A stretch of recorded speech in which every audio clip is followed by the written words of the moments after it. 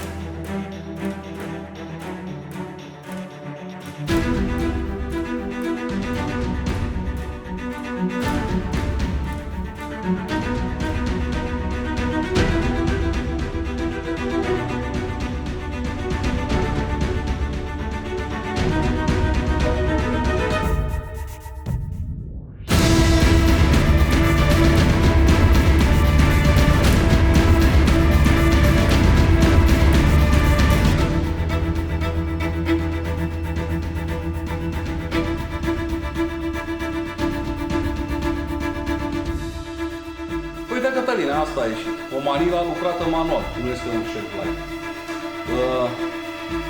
Asta a ieșit, cu asta defilăm. Manila de la Sticky.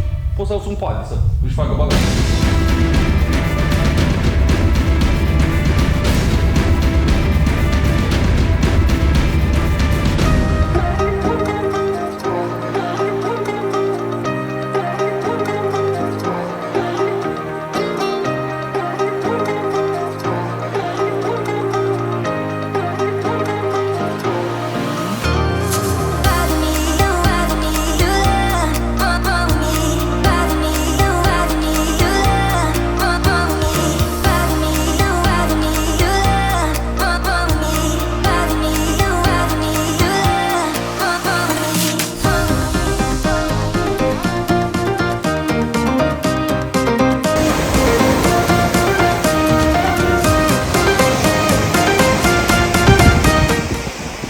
Salut, Baltacule!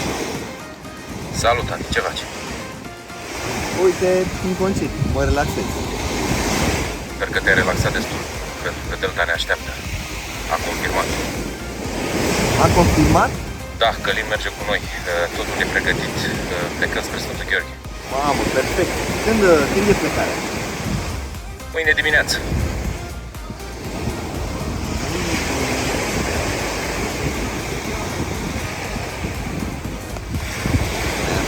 Hai că te sun eu.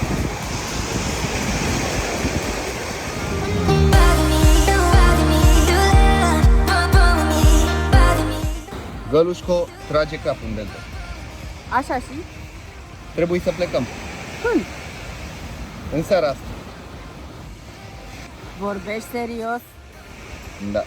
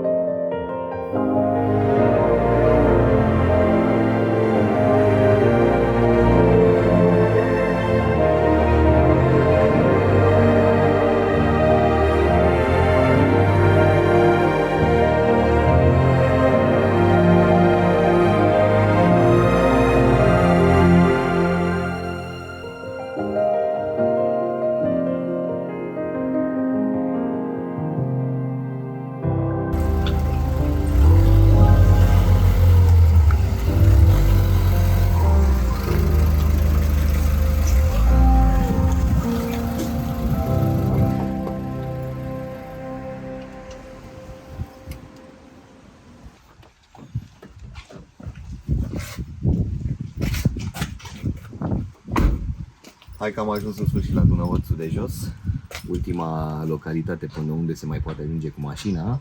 De aici înainte va trebui să mergem cu barca și mergem acum la Neanelu, cel care ne va duce pe locația unde se află Baltacul și cu Călin. Haideți! Salut, Neanelu!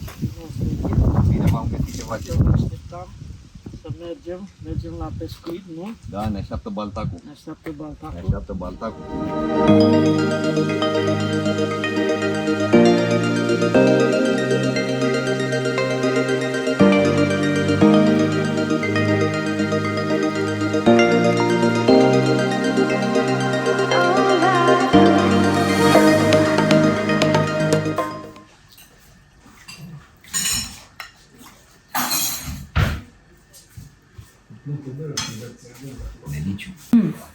Are un gust cum n-am mai întâlnit niciodată. E ciorbă, dar nu are gust de ciorbă, e ceva super bun la masă. Zici că Seamănă cu ciorba de pui la greta, nu am nicio treabă. Deci usturoiul ăsta e fantastic. Da, extraordinar de bună. Extraordinar de bună. Nu, serios, nu are gust de ciorbă. Storceac de somn. Arată într-un mare fel.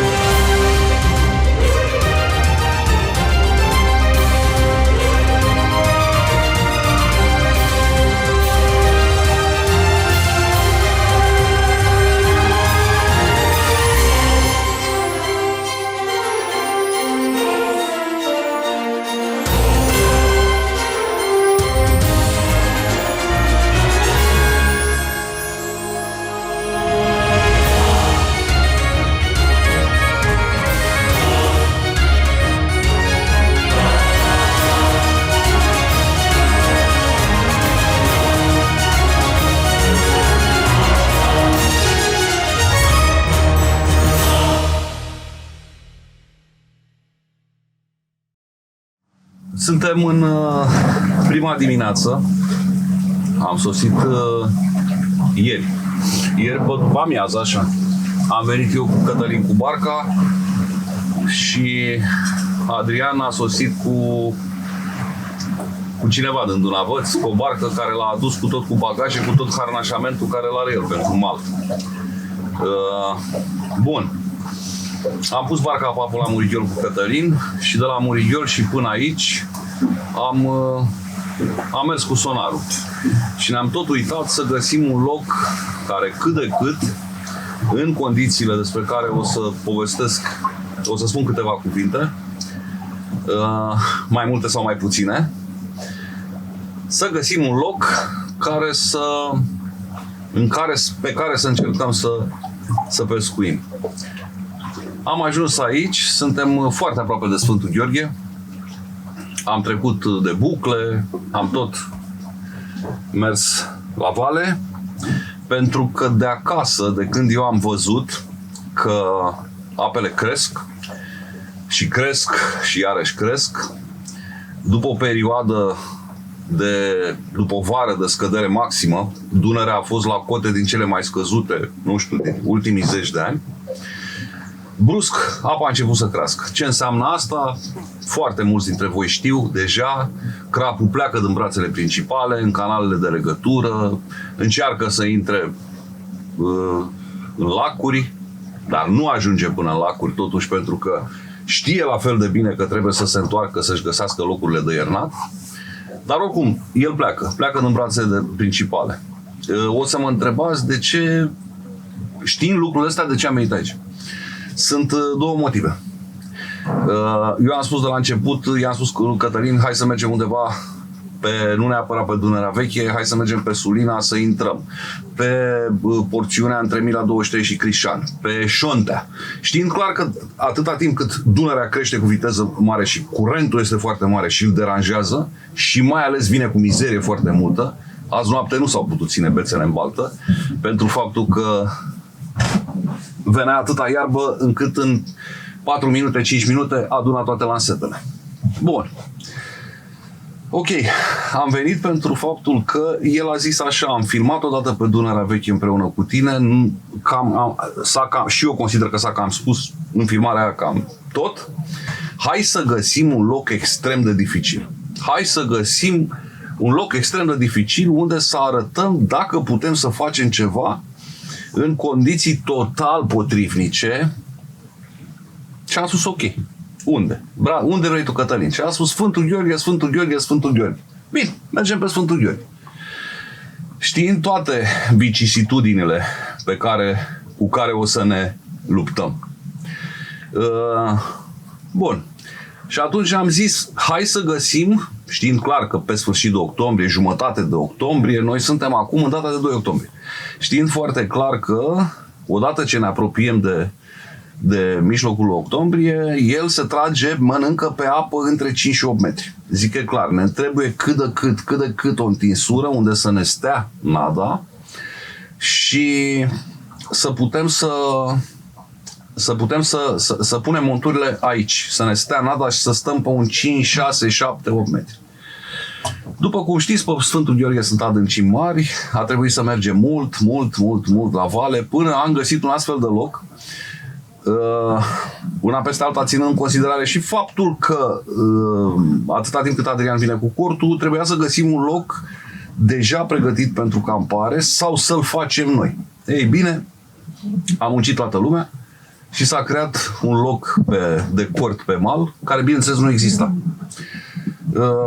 Am făcut locul, am băgat bețele în apă, aseară, primul lucru care s-a petrecut, azi noapte s-a terminat cu pescuitul pentru că curge iarbă foarte multă, mai ales noaptea. De ce noaptea? Pentru că se potolește vântul.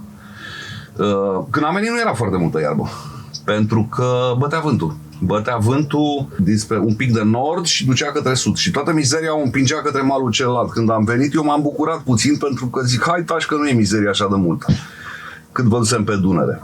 Dar între timp când s-a oprit vântul, a început să curgă mizeria și la noi. Dimineața ne-am trezit la ora 5:30, am băgat bețele în baltă, la niciun sfert de oră au venit cu plasele.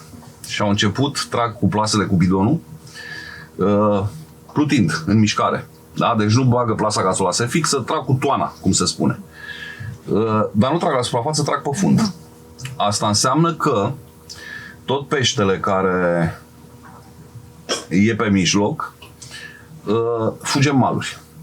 Bănuiesc că o să mai vedem mâine, poimine, musai trebuie să băgăm 2 lansete în mal. În partea aceea Adrian pescuiește, noi pescuim cu Cătălin cu 4 lansete, Adrian pescuiește cu 4 lansete aici pe mal la 15 metri de noi. Și noi și Adrian, eu o să las una înspre stuf de seară, el o să lase una înspre stuf de seară și vedem în partea aceea și vedem ce se întâmplă, pentru că atâta timp cât ei trag cu plasele de dimineață și probabil că o să apară și seara, puținul pește care este, o să plece malul în stuf. Nu o să ne ducem. Am intrat cu sonarul aseară, tot peștele este cantonat în pragul de 10 metri. Noi aici plecăm, deci la mal cade apa în 2 metri jumate, după care primul prag este la 5 metri. Din 5 metri se duce din 2 metri jumate ușor către 5, după care cade în 7 metri, după care, da, deci 2 metri jumate, pantă ușoară, înclinație până în 5 metri, cade după aceea în 7 metri, pantă ușoară până în 10, după care iarăși prag. Peștele, l-am văzut, stă în pragul de 10, dar din punctul meu de vedere nu mănâncă acolo. Noi va trebui să nădim zona asta din stuf și până în pragul de 5 metri și să încercăm să pescuim aproape de barcă. Bineînțeles, ne bușim pe barcă, ne trântind, ne urlând pe mal, ne țipând, nu trebuie făcută gălăgie, pentru că vom pescui maxim în 30 de metri. Chit că pescuim lateral, chit că pescuim în față, între 15 și 30 de metri. Și vom vedea ce s-a întâmplat. Apele cresc în continuare, m-am uitat pe cote, ar veni o scădere undeva, nu știu, sâmbătă, duminică, luni, rămâne de văzut dacă se simte aici. Noi o să avem de-a face cu o creștere pe lângă cea care vine de sus, vom avea și o creștere. Am văzut că zilele viitoare o să înceapă vântul puternic despre est, pe mare. Asta înseamnă că nu o să lase brațul să se reverse și o să stea un pic apa. Ăla va fi un moment bun pentru noi, o fereastră de 2-3 zile. În fereastra de 2-3 zile ar trebui să facem ceva. Cam asta ar fi, așa de început. Încrezători suntem, dar, repet, ne așteaptă o partidă extrem de dificilă în niște condiții total potrivice. Pescuim cu Manila, este o bilă de pește mare, se știe că pe Manila Sticky Bay se iau pești foarte mari, pe brațele principale. N-aveam de ce să vin cu altă bilă, pentru faptul că avem nevoie de să vă arătăm măcar un pește mare. Acum să ne ajute bunul Dumnezeu să reușim să prindem ceva. Și pe parcursul filmului, pe parcursul înregistrărilor pe care o să le facem, o să vedem cum o să decurgă lucrurile, ce reușim să facem. Hai la treabă! Cam așa sună. Hai la treabă, cu Dumnezeu înainte.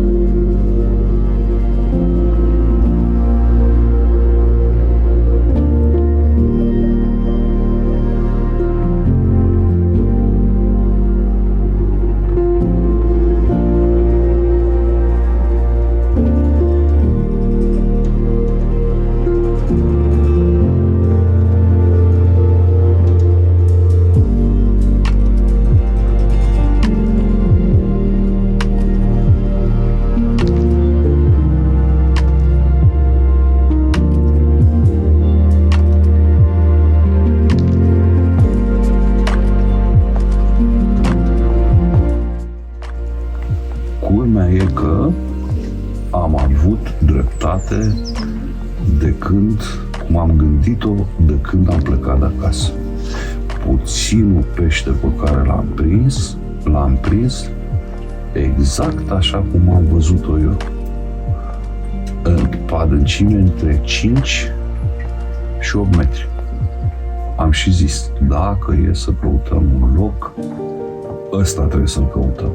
O întinsură de 5 metri. Poftim că ciortanii ăia amărâți fix acolo au mâncat. Te duci mai departe, de mai adânc 2 metri, nu vezi trăsături. Și culmea e că pe sonar pe tot îl vezi la 10 metri. Asta mă omoară. Te duci și plantezi exact unde se umple sonarul pe 10 metri, unde e prag, pică din 8 în 10, nu mănâncă acolo, unde se umple sonarul. Te duci cu sonarul la 5 metri, nu vezi nimic. Fix acolo mănâncă. Clasic. Clasic. Locul nu l-am ales rău. Dar apa asta ne-a făcut figura mult mai rău decât mă așteptam. Mult mai rău decât mă așteptam.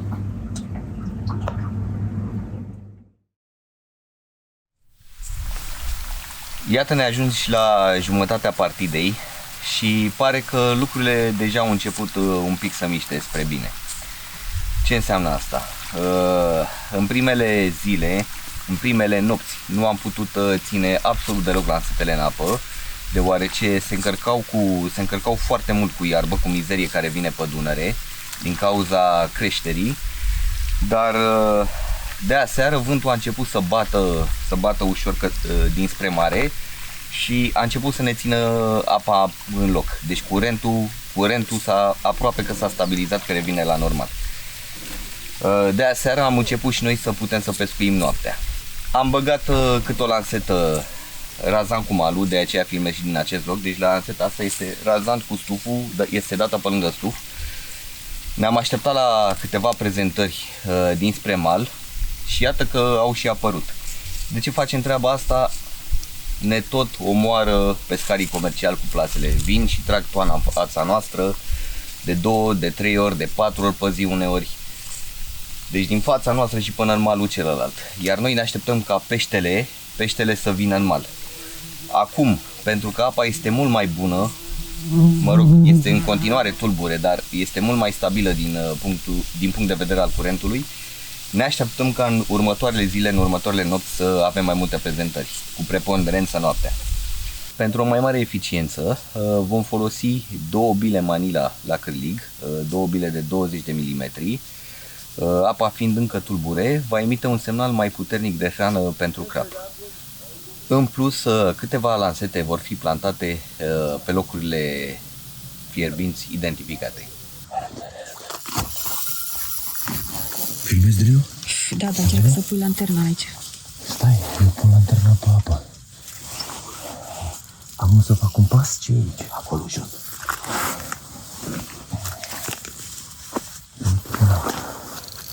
Coada la minciug.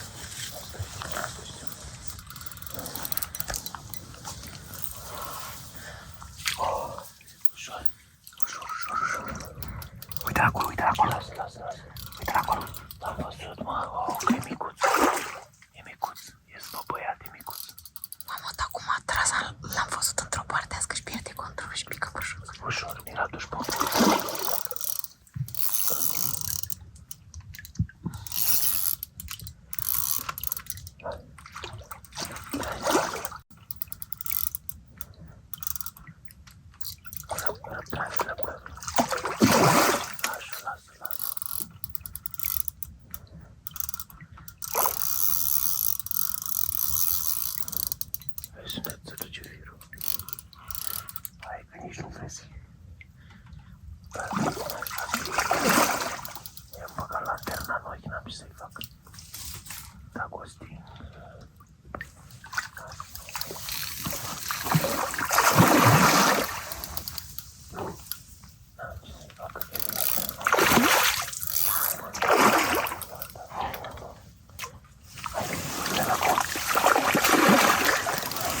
E mai mare asta.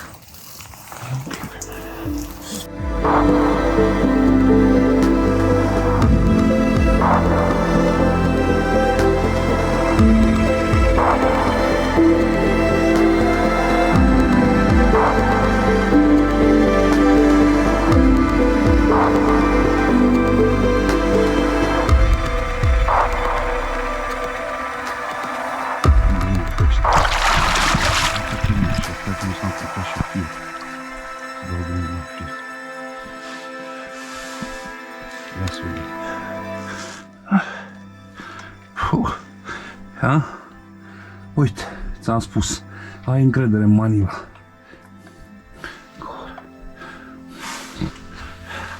Pe pragul de 10 metri, că am zis, stăm lângă stuf. Uite că stăm lângă stuf, dar e bine să o jucăm și acolo, în pragul ăla de 10 metri, în care n-am luat nimic 7 zile. Stai liniștit un pic. Am un craft frumos de Sfântul Gheorghe.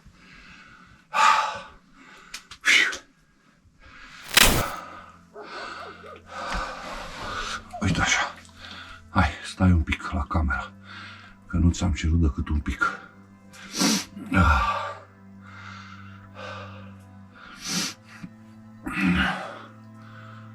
Ce ți și cu Sfântul Gheorghe ăsta? Greu. Greu de tot colaborați. Mult m-ați mai chinuit voi pe mine. Uite așa.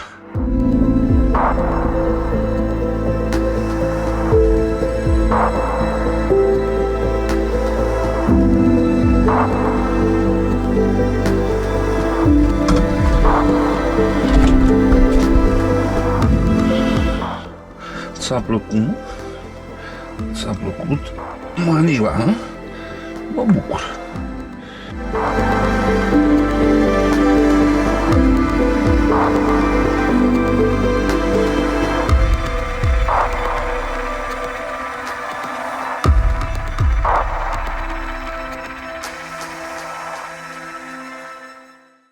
Salut, aici, e roșu.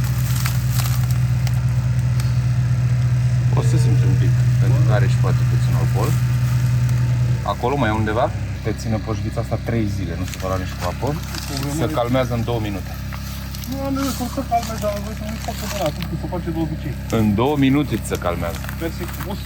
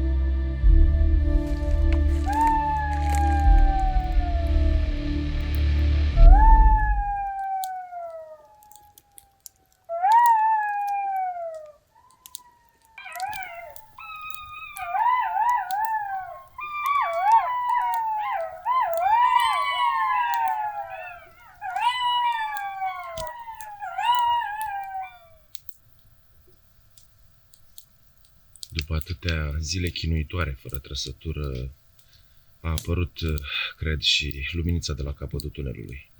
Călin a sondat în fiecare zi și a observat un fenomen care ne-a pus pe gânduri. Ziua, prezența peștilor pe adâncime mai mare, pe pragul de 10 metri, este masivă, în timp ce pe seară și chiar noaptea aceasta se micșorează considerabil. În schimb, crapii se mulțesc pe marginea apei, pe lângă stuf, în maluri, în apă foarte, foarte mică. De acolo au apărut primele trăsături, sunt găuri în stuf, despre care cred că am mai și vorbit, Călin, pe acest canal de YouTube și noi a trebuit să luăm și asta în calcul. Atât Adrian, cât și noi pe barcă am trecut cu câteva lansete în apropierea stufului, așadar iată-mă de serviciu lângă ele. Acolo, dacă nu ești foarte, foarte aproape de trăsătură și a apucat să intre în stuf, nu mai poți scoate absolut niciun pește. Trebuie să sperăm până în ultima clipă. Nu are rost să mai vorbim despre frustrare, despre așteptarea chinuitoare pe care am avut-o până în această clipă. Aproape că nu vine să cred, aproape că am pierdut speranța, dar iată că suntem cumva înapoi în cărți, suntem cumva din nou în joc. Mergem înainte.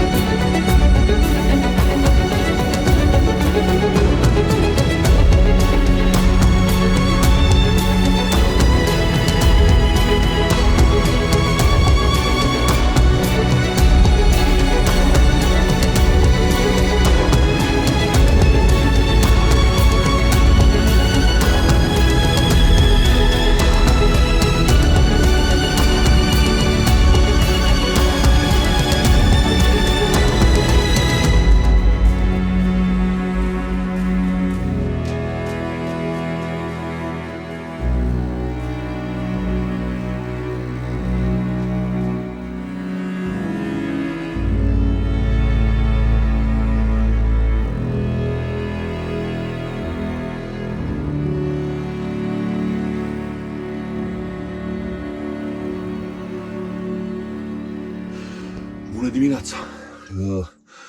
Azi noapte, de fapt nu azi noapte, azi noapte a fost de muncă. Acum vreo oră, cred că pe la 5 și ceva, 6 de dimineață, că nu știu cât e ceasul, Cătălina a avut camerele descărcate și știam că le are descărcate și le-am pus la încărcat și am scos un pește singur. Cred că este unul dintre cei mai frumoși pești pe care i-am prins vreodată în delta Dunării. Este surpriză va fi surpriză și pentru el, că el acum este în spatele camerei. Bună dimineața, Baltacul, ai nebunit, cu camerele la încărcat și vreau să vi-l arăt neapărat și vouă.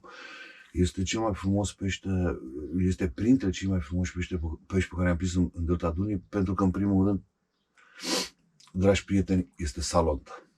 O salontă de Sfântul Gheorghe, în condițiile în care, repet a mia oară, 7 zile ne-am uitat la bețe fără să vedem o trăsătură. Lucrurile s-au schimbat pentru noi doar pentru că, ce scuze, sunt obosit, doar pentru că am găsit locul unde trebuia să pescuiesc de la început. Hai să scoatem afară.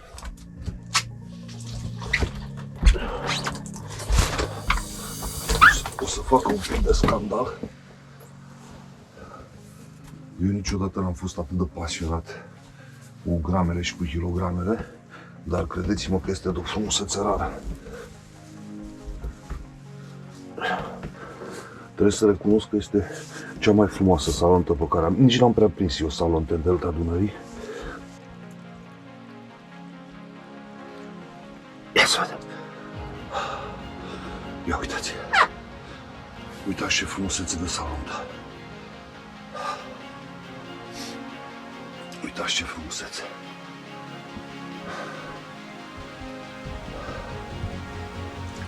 Vă las și pe voi să admirați în ceața dimineții, că și eu n-am văzut-o la lumina zilei. Uitați ce frumusețe.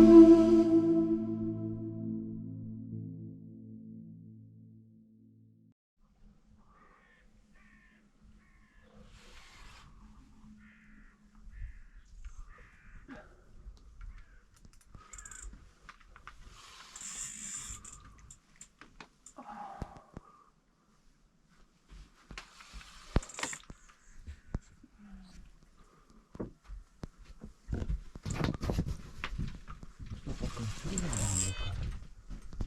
zic așa, stai să mă dau. Nu dă. Hai că vin pe partea asta cu Miciu.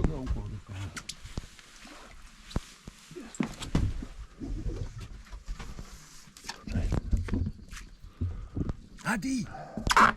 Adi! Mamă, mor că ăsta nu se trezește. Trebuie să las camera jos.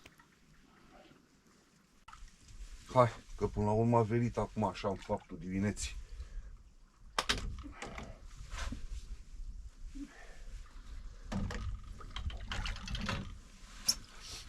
Dacă am greu, te-ai trezit, mă, Cătălina?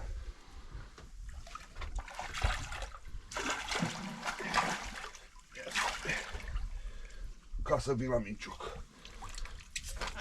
Uite ce avem aici. Excelent, bravo, bravo, Căline, ăsta e cel mai mare de până acum.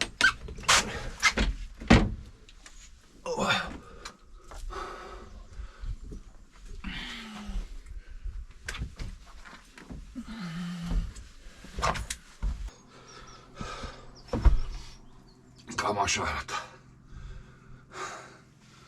Așa arată crapii după Sfântul Gheorghe. Munciți după zile în șir fără trăsături. Zile în șir fără trăsături și ciortani. Te-ai cumințit? Da. Îl lăsăm jos, că văd că e obosit. Și direcția la apă. Acum de dimineață, direcția înapoi în apă. Cum să nu râzi, cum să nu zâmbești după un asemenea final în care aproape că n-am mai crezut. La un moment dat vă spun sincer că mă resemnasem. În sinea mea eram extrem de obosit psihic, fizic la fel, sigur mă întorc acasă mai slab decât am plecat, însă constant m-a presat Călin și m-a pompat să am încredere până la final pentru că vom face treabă. De ce? A fost o partidă foarte grea. Ați văzut efectiv tot ce s-a întâmplat. Vreau chiar să readuc aminte despre numărul de plase care efectiv m-a demoralizat. Deci în unele zile aveam toana trasă și de 4 ori. De 4 ori pe zi în fața noastră. Deci credeți-vă că îmi pierdusem orice speranță și de asta acum zâmbesc din toată inima, din tot sufletul. Pentru că un asemenea final, nu știu, trebuie să recunosc, n-am mai crezut în el la un moment dat. Iată că toți ne-am făcut treaba, a fost muncă multă, Manila rules, cum s-ar spune, da? Absolut totul a fost excepțional și, ce să zic, culegem roadele. Până la urmă merităm. Repet, toată lumea a muncit, cadrele au fost excepționale, cel puțin din ce am văzut noi pe micile noastre ecrane, vom vedea și pe marile ecrane acasă și chiar vorbeam cu băieții că îmi pare rău de drill-urile de noapte. Acolo, știți cum e, lumina a lipsit și a fost un pic mai dificil. Dar chiar și așa eu sper ca voi să apreciați toată munca, toate investițiile, să nu uităm că a fost Călin alături de noi conjunctural mai mult, pentru că această partidă era a mea, a lui Adi și a Alinei, în funcție de concediul lui Adi, în funcție de programul meu care este destul de încărcat vara și Călin a zis că ok, mă alătur, haide să facem treabă, chiar dacă la început nimic părea să nu fie de partea noastră. Încă o dată, deci excepțional ce s-a întâmplat, sunt extrem de încântat, peste așteptările mele, multe lecții învățate, extrem de multe lecții învățate. Deci dacă, după partida asta, mi-aduc aminte de ce a spus Adrian Iordache de la Baltă când a fost cu mine în Dunăre, dacă până acum eram la nivelul 2 sau 3 ca pescar, acum cred că am ajuns la nivelul 8. Am sărit și eu câteva trepte în acest sens. Ce să vă zicem, vă mulțumim mult că ne-ați urmărit. Încă o dată mulțumesc lui Călin, Sticky Bates, excepțional ca de obicei, și Adrian cu Alina, o echipă de șoc. Sper să i-am alături cât mai mult și vom vedea ce mai urmează pentru noi. Rămâneți alături de canalul de YouTube. Și ca să închei cu adevărat, mă bucur că am reușit să vă arătăm unul din crapii de la capătul Dunării.